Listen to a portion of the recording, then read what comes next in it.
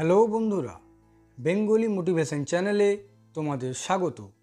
আজকের মোটিভেশনাল স্টোরিতে তোমাদের আলবেনীয় বংশোদ্ভূত একটি রোমান ক্যাথলিক কৃষক পরিবারের মেয়ের ভারতের মাটিতে মাদার হয়ে ওঠার গল্প বলবো। তোমাদের কাছে অনুরোধ, তোমরা পুরো ভিডিওটি দেখো এবং ভালো লাগলে একটি লাইক ও শেয়ার করে দিও। আর যারা নতুন এই চ্যানেলে ভিডিও দেখছো তারা চ্যানেলটি সাবস্ক্রাইব করে বেল বাটনটি প্রেস করে দিও, যাতে ভিডিও নোটিফিকেশান তোমাদের কাছে পৌঁছে যায়। চলো তাহলে শুরু করা যাক। মাদার টেরিজা নামটির সঙ্গে আমরা সকলেই পরিচিত। তার আসল নাম অ্যাগনেস গংসা বোজাকসিউ। তিনি ছিলেন একজন আলবেনীয় বংশোদ্ভূত ভারতীয় ক্যাথলিক সন্ন্যাসিনী ও ধর্মপ্রচারক। মাদার টেরিজা 1910 খ্রিস্টাব্দের 26শে আগস্ট যুগোস্লাভিয়ার দক্ষিণ অঞ্চলের একটি ছোট্ট গ্রাম স্কোপিয়েতে জন্মগ্রহণ করেন।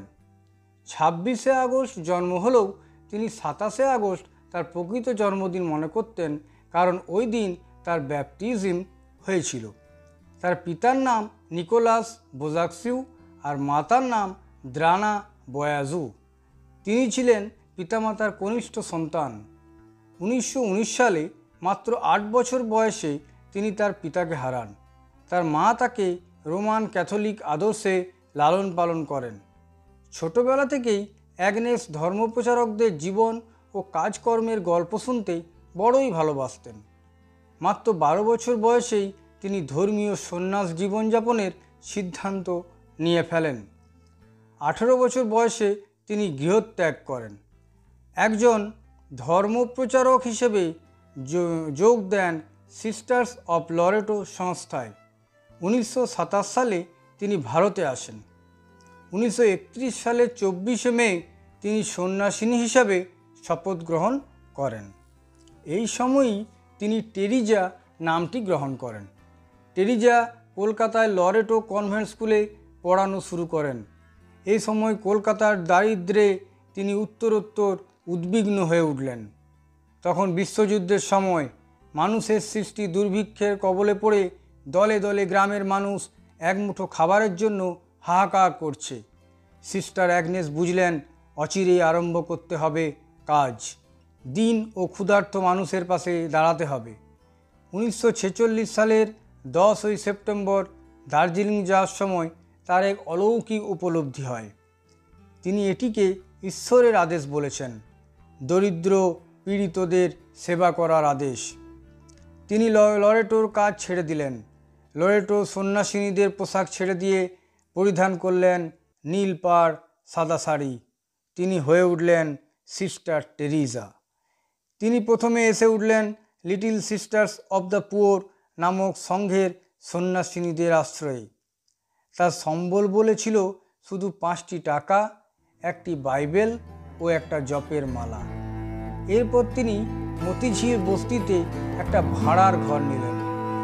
এই সময় তিনি ভারতের নাগরিকত্ব গ্রহণ করলেন। শুরু করলেন গাছতলায় গরিব অসহায় শিশুদের পড়ানোর পরে যেতেন কর্পোরেশনের ম্যাথরদের পাড়ায় অসুস্থদের সেবা করতে। এই সময় তিনি ভিক্ষা করে অর্থ সংগ্রহ করে সেই অর্থে অসুস্থদের ওষুধের ব্যবস্থা করে দিতেন।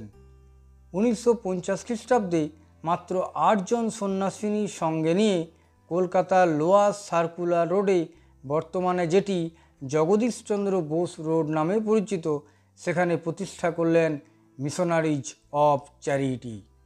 তখন থেকেই তিনি হলেন সকলের মাদার টেরিজা। 1952 সালে মাদার টেরিজা কলকাতা নগর কর্তৃপক্ষের দেওয়া জমিতেই মুমূর্ষুদের জন্য প্রথম আশ্রয় ও সেবা কেন্দ্র গড়ে তোলেন। এটি ছিল দরিদ্রদের জন্য নির্মিত দাতব্য চিকিৎসা কেন্দ্র। পরবর্তীতে এই কেন্দ্রের নাম রাখেন নির্মল হৃদয়। এরপর তিনি কুষ্ঠরোগীদের জন্য একটি সেবা কেন্দ্র খোলেন, যার নাম দেওয়া হয় শান্তিনগর। 1955 সালে তিনি নির্মল শিশু ভবন স্থাপন করেন। এই ভবন ছিল অনাথ ও বসতিহীন শিশুদের জন্য নির্মিত।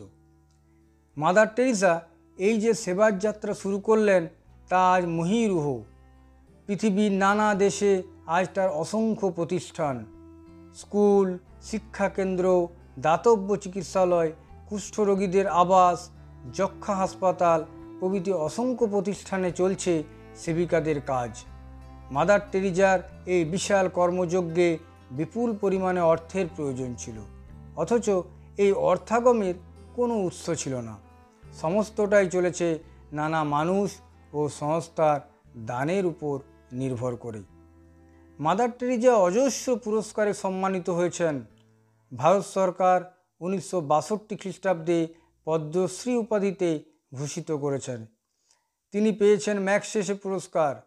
ষষ্ঠ পোপ পলের হাত থেকে পোপ জন শান্তি পুরস্কারও পেয়েছেন। 1979 খ্রিস্টাব্দে শান্তির জন্য তিনি পেয়েছেন নোবেল পুরস্কার। 1980 খ্রিস্টাব্দে ভারত সরকারের সর্বোচ্চ রাষ্ট্রীয় সম্মান ভারতরত্ন উপাধিতে তিনি ভূষিত হন। এই মানবতার প্রতিমূর্তি মাদার টেরিজা 1997 খ্রিস্টাব্দের 6ই সেপ্টেম্বর 86 বছর বয়সে কলকাতার মাদার হাউসে দেহত্যাগ করেন। সকল ভারতবাসীর কাছে তিনি মাদার টেরিজা একজন দয়ার প্রতিমূর্তি হিসাবে এখনও বিদ্যমান। নমস্কার বন্ধুরা, এরকম আরও ভিডিও পেতে চ্যানেলটি সাবস্ক্রাইব করে পাশে থাকুন।